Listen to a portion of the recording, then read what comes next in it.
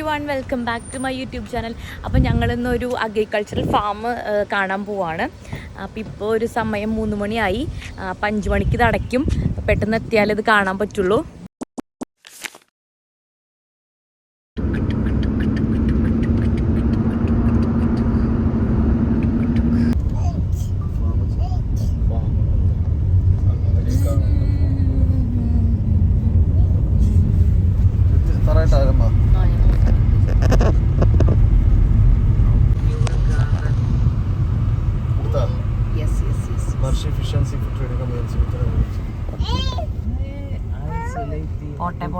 എന്ത് രസം നോക്ക്, നല്ല ഭംഗിയുണ്ട്.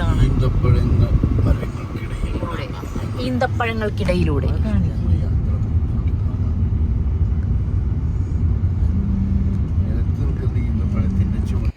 അങ്ങനെ നമ്മൾ ഉംസലാൽ അലി എത്തി.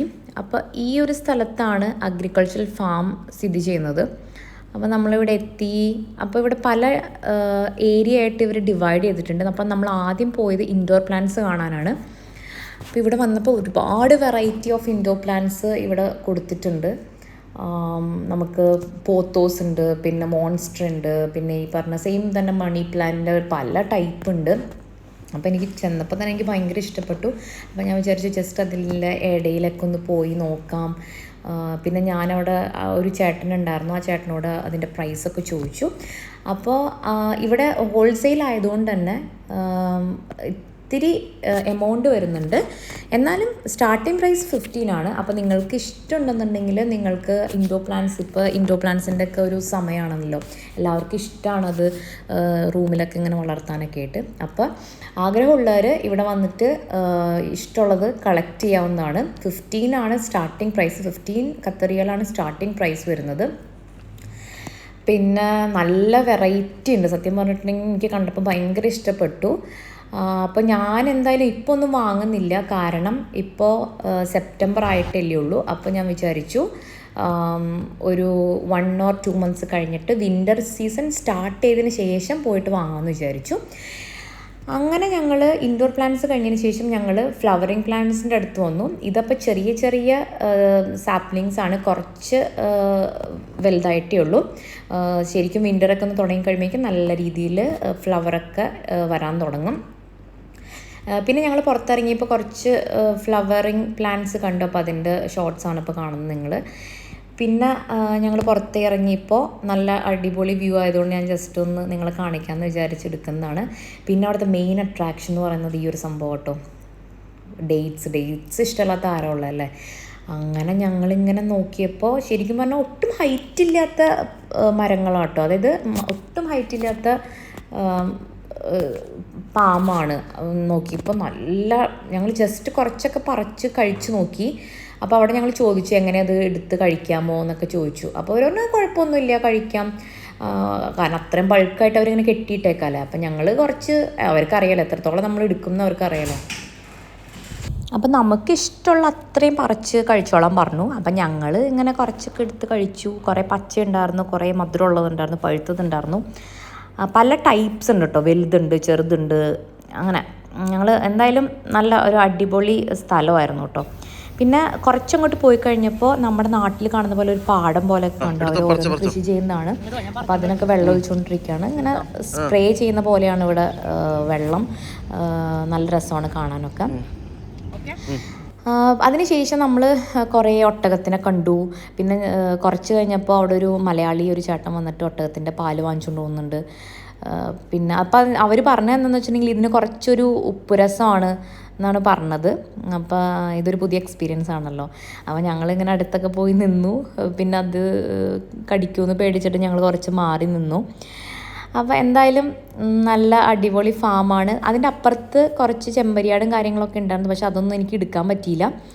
കാരണം ഈ ഒരു സമ്മർ സീസൺ നല്ലൊരു ടെമ്പറേച്ചറായിരുന്നു ആ സമയത്ത്. അപ്പം ഞാൻ കുറച്ച് വീഡിയോസ് മാത്രമേ എടുത്തിട്ടുള്ളൂ. അത്യാവശ്യം കവർ ചെയ്യാൻ പറ്റുന്നതൊക്കെ ഞാൻ കവർ ചെയ്യുന്നുണ്ട്.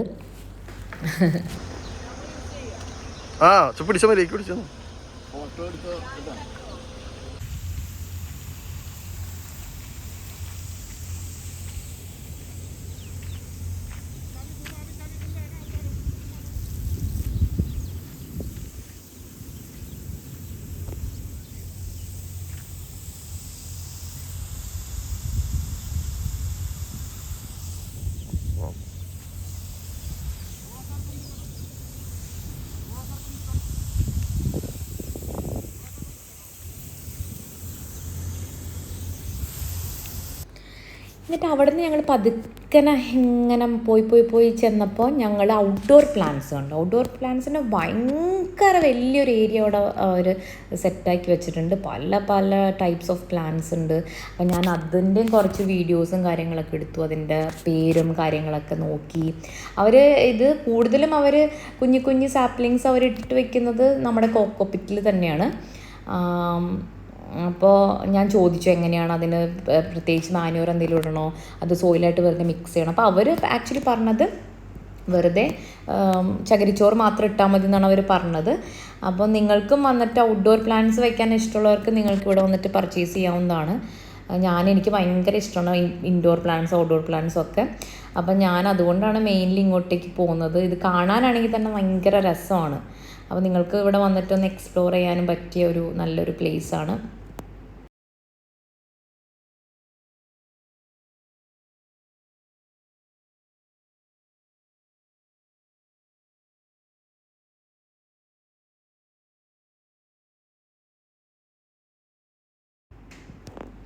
ഈ ഫാമിൻ്റെ തൊട്ടടുത്ത് തന്നെ ഒരു പാർക്കുണ്ട്. അപ്പോൾ ആ പാർക്കിൽ വേണമെന്നുണ്ടെങ്കിൽ നമുക്ക് കുട്ടികളൊക്കെ ആയിട്ട് വന്നിട്ട് കളിക്കാനും കുറേ ടൈം സ്പെൻഡ് ചെയ്യാനും ഒക്കെ പറ്റുന്ന നല്ലൊരു സ്ഥലമാണ് ഇത്. ഈവനിങ് ആവുമ്പോൾ എനിക്ക് തോന്നുന്നു ഇവിടെ ഒരു ചെറിയ വാട്ടർ ഫൗണ്ടൻ പോലെ അവർ സെറ്റ് ചെയ്തിട്ടുണ്ട്. പക്ഷെ ഇപ്പോൾ ജസ്റ്റ് ഒരു 4 മണി 4:30 ആയിട്ടുള്ളൂ, അതുകൊണ്ട് നമുക്കതൊന്നും കാണാൻ പറ്റില്ല. അപ്പം ഞാൻ ജസ്റ്റ് ഇങ്ങനെ വെള്ളത്തിലൊക്കെ ഇങ്ങനെ കളിച്ചു, അത്രയൊക്കെ ചെയ്തുള്ളൂ. അതിനുശേഷം തൊട്ടപ്പുറത്ത് തന്നെ അവരെന്തൊക്കെയോ പല സ്റ്റാച്യു പോലെ അവരുണ്ടാക്കി വെച്ചിട്ടുണ്ട്. അതിൻ്റെ അടുത്ത് തന്നെ ചെറിയൊരു സ്ട്രീം പോലെയൊക്കെ അവർ സെറ്റ് ചെയ്ത് വെച്ചിട്ടുണ്ട്, അരുവി പോലെ ഉണ്ടാക്കി വെച്ചിട്ടുണ്ട്. പിന്നെ കുറേ പിന്നെ അവിടെ അടുത്തുള്ള കുളം പോലെ സെറ്റ് ചെയ്ത സ്ഥലത്ത് കുറേ വാത്തേനെ കണ്ടു. പിന്നെ എന്താ പറയുക, താറാവ് ഉണ്ടായിരുന്നു. പിന്നെ അപ്പം അതിൻ്റെ അപ്പുറത്തായിട്ട് മയിലുകൾ കുറേ ഉണ്ട്. എന്തായാലും നല്ല ഭംഗിയുണ്ടായിരുന്നു, അവർ നല്ല സെറ്റ് ചെയ്ത് വെച്ചിട്ടുണ്ട്. പിന്നെ ഇതിൻ്റെ മെയിൻ്റനൻസ് എനിക്കറിയില്ല എത്രത്തോളം ഇവർ ഭംഗിയായിട്ട് ഇവർ ചെയ്യുന്നുണ്ടെന്ന് എനിക്ക് അറിയില്ല. കാരണം ഇത് എത്തിപ്പെടാൻ കുറച്ച് ബുദ്ധിമുട്ടുള്ളൊരു സ്ഥലമാണ്. മാത്രമല്ല ഇത് എപ്പോഴും ഓപ്പൺ ആണോ എന്നും എനിക്കറിയില്ല.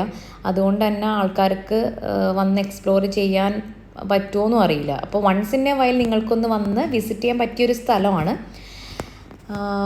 അപ്പോൾ ഇതൊക്കെയാണ് ഇന്നത്തെ വിശേഷങ്ങൾ. അപ്പോൾ ഈ ഫാമിൻ്റെ കൂടുതൽ ഡീറ്റെയിൽസ് അറിയണമെന്നുണ്ടെങ്കിൽ താഴെ കമൻറ്റ് ചെയ്താൽ മതി. ഞാൻ അതിൻ്റെ ലൊക്കേഷനും മറ്റു ഡീറ്റെയിൽസും ഒക്കെ കൊടുക്കാം. So everyone, bye, take care and don't forget to subscribe to my YouTube channel.